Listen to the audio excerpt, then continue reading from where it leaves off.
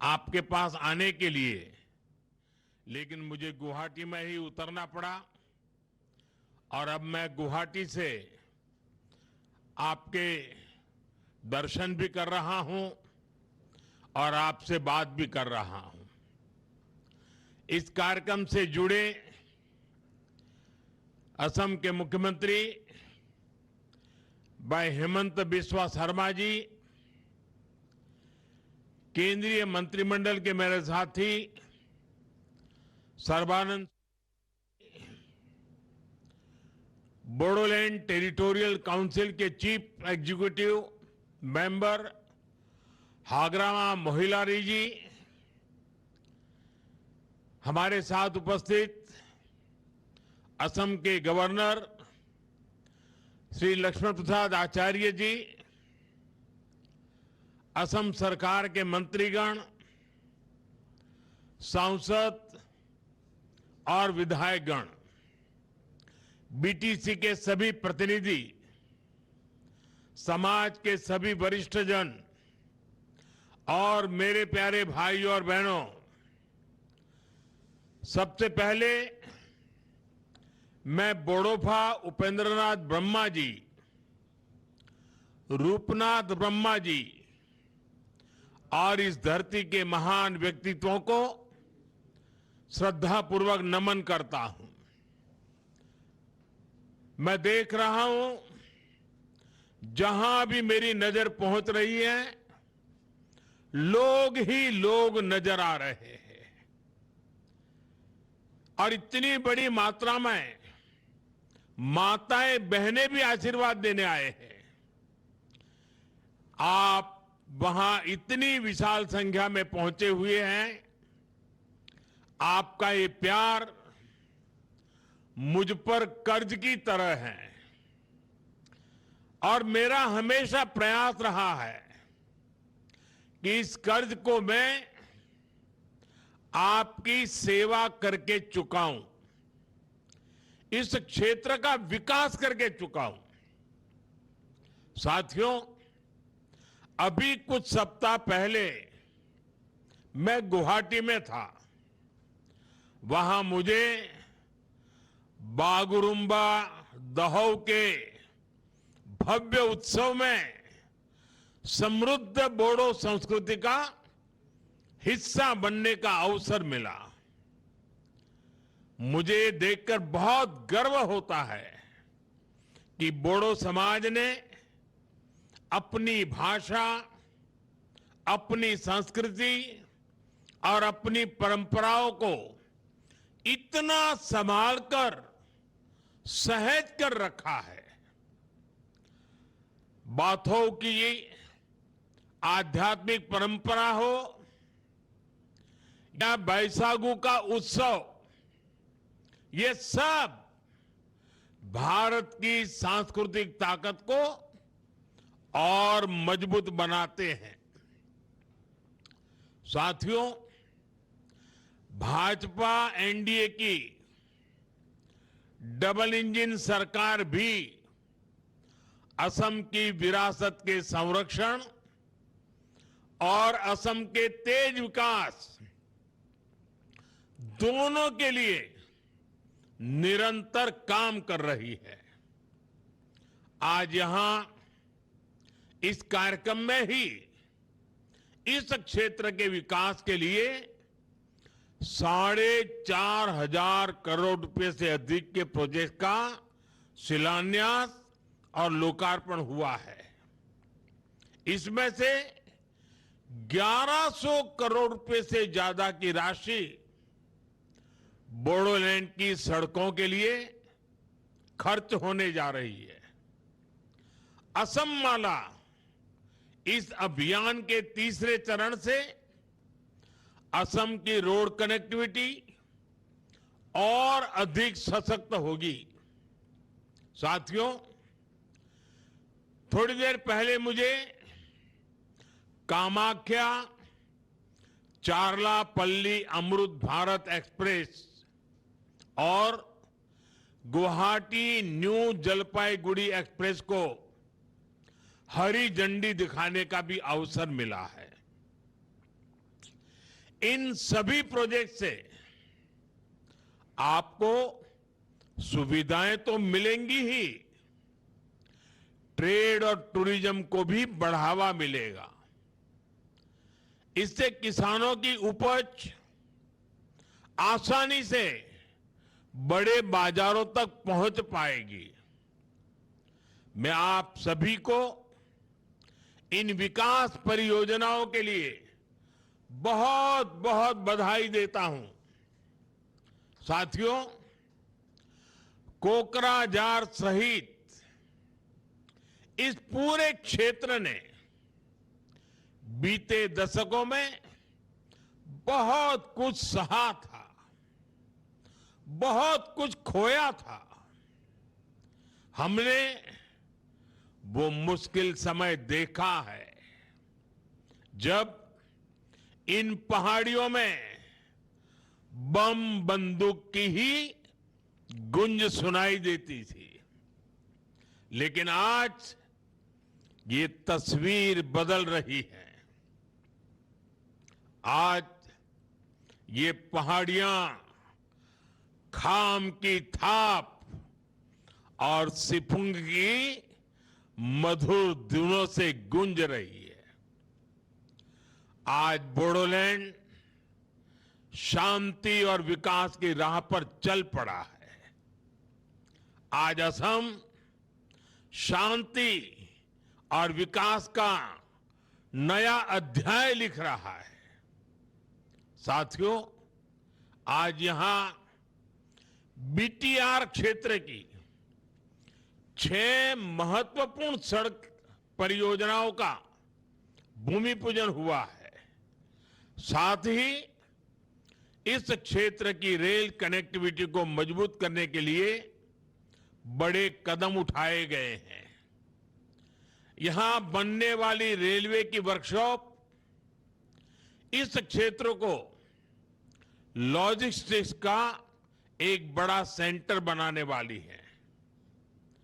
यहां भूटान को जोड़ने वाली रेल लाइन पर भी काम चल रहा है। अनेक स्टेशनों को भी आधुनिक बनाया जा रहा है। अब वंदे भारत और राजधानी एक्सप्रेस जैसी ट्रेनें काकराझार में रुकती हैं। यह बोडोलैंड की बेहतर कनेक्टिविटी का प्रमाण है। ऐसे प्रोजेक्ट से कोकराझार व्यापार का बड़ा केंद्र बनने जा रहा है। साथियों, मैं हागरामा मोहिलारी जी की टीम को, हेमंता जी की पूरी टीम को विकास के इन कामों के लिए बहुत बहुत बधाई देता हूं। साथियों, दशकों तक बोडोलैंड का ये क्षेत्र कांग्रेस के विश्वासघात का साक्षी रहा है। बोडोलैंड की अनेक पीढ़ियों को कांग्रेस ने झूठे सपनों में उलझाए रखा। दिल्ली में बैठी कांग्रेस की सरकारों ने सिर्फ दिखावे के लिए कागजी समझौते किए। साथियों, जब आपने देश से और असम से दोनों जगहों से कांग्रेस को खदेड़ा और बीजेपी एनडीए को अवसर दिया, तो हमने ईमानदारी से प्रयास शुरू किए। कांग्रेस जहां अपनी स्वार्थी राजनीति के लिए अलग अलग समुदायों में फूट डाल देती थी, वहीं बीजेपी ने स्थायी शांति के लिए काम किया। इसी सोच के साथ बोडो शांति समझौता किया गया। इस समझौते में पहली बार सभी प्रमुख संगठनों और समूहों को एक साथ लाया गया। साथियों, कांग्रेस की एक और सच्चाई है। कांग्रेस झूठे वायदों की दुकान है और एक झूठे वायदे के साथ 4 सुपर झूठ गिफ्ट में देती है, क्योंकि उन वायदों को पूरा करने का कांग्रेस का इरादा ही नहीं होता। वहीं आपके सामने बीजेपी एनडीए का मॉडल है। हमारी डबल इंजन सरकार ने जो भी कहा उसको सच करने की ईमानदार कोशिश की है। और ये आज की बात नहीं है। 2003 में जब दिल्ली में एनडीए सरकार थी, अटल बिहारी वाजपेयी जी के नेतृत्व में, तब भी हमने सच्चाई से, ईमानदारी से काम करने में कोई कमी नहीं रखी। उसके तहत 6th शेड्यूल में बीटीसी का गठन हुआ। इससे बोडोलैंड के विकास को बल मिला। यहां बोडोलैंड यूनिवर्सिटी बनी, सेंट्रल इंस्टीट्यूट ऑफ टेक्नोलॉजी बना, इंजीनियरिंग कॉलेज बना। ऐसे अनेक प्रोजेक्ट्स यहां पर आए। साथियों, 2020 के समझौते के तहत हमने जो भी वादे किए थे वो एक के बाद एक तेज गति से लगातार मेहनत करके पूरे किए जा रहे हैं। बोडो भाषा को एसोसिएट ऑफिशियल लैंग्वेज का दर्जा दिया गया है। बोडोलैंड के लिए 1500 करोड़ रुपए का विशेष विकास पैकेज दिया गया। आज कोकराझार में मेडिकल कॉलेज चल रहा है और तमुलपुर में मेडिकल कॉलेज बन रहा है। यहां नए नए ब्रिज बन रहे हैं। आज हथियार छोड़ने वाले असम के करीब 10,000 नौजवानों को मुख्य धारा से जोड़कर आगे बढ़ाया जा रहा है। वो सब माताएं हमें आशीर्वाद दे रही हैं जिनके बेटे आज घर वापस लौटे हैं, खुशहाली में अपने परिवार के साथ जिंदगी जी रहे हैं।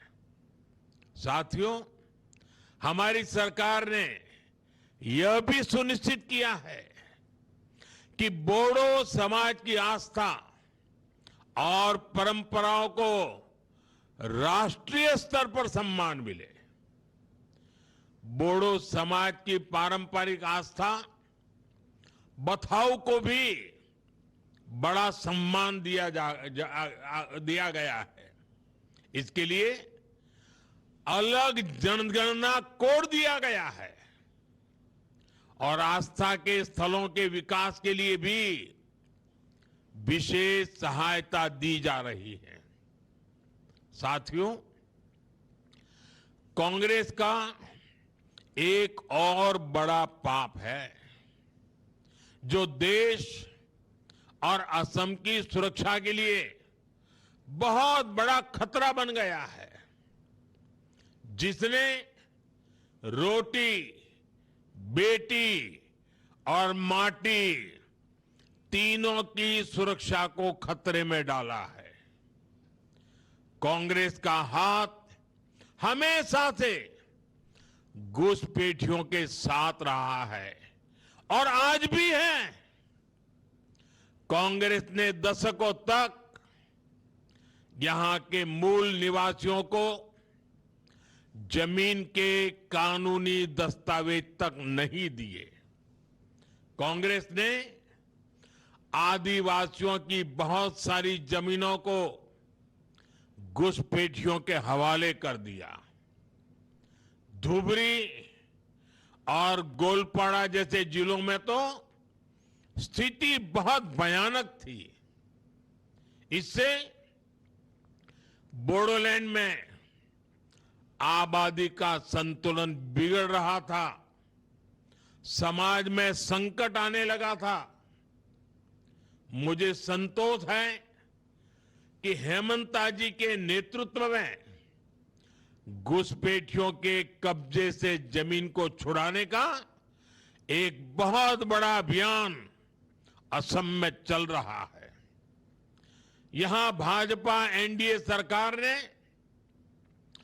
असम के मूल निवासियों को जमीन के कानूनी दस्तावेज भी दिए हैं।